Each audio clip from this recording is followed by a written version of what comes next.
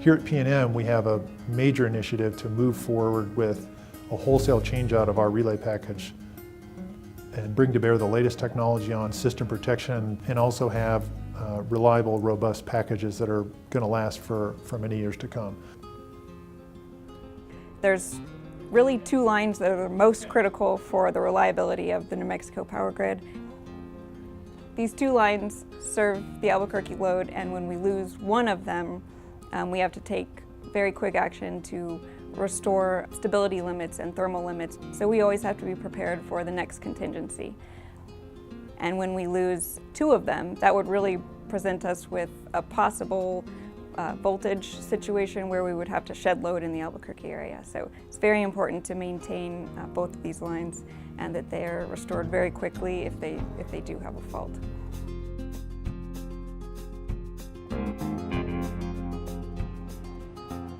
We have a 345 kV line with a series compensated capacitor. We had a request from a customer that they want to interconnect to our system.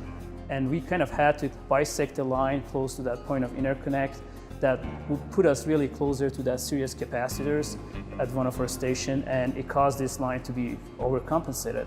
It was about 150% compensated that caused negative impedance. PNM contracted SCL Engineering Services to do the RTDS testing for these two lines.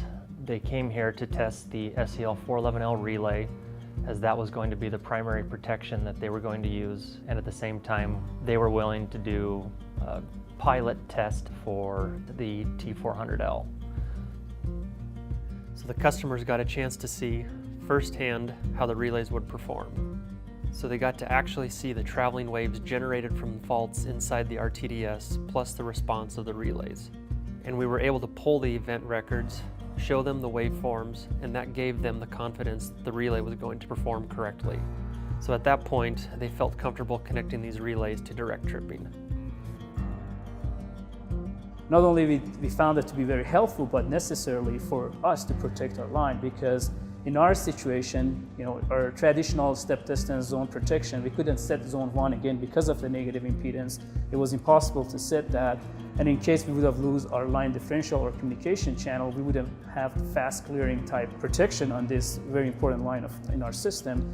But with introducing a time domain in a T400L, having a pot scheme in there, it really solved a lot of those problems that we've had.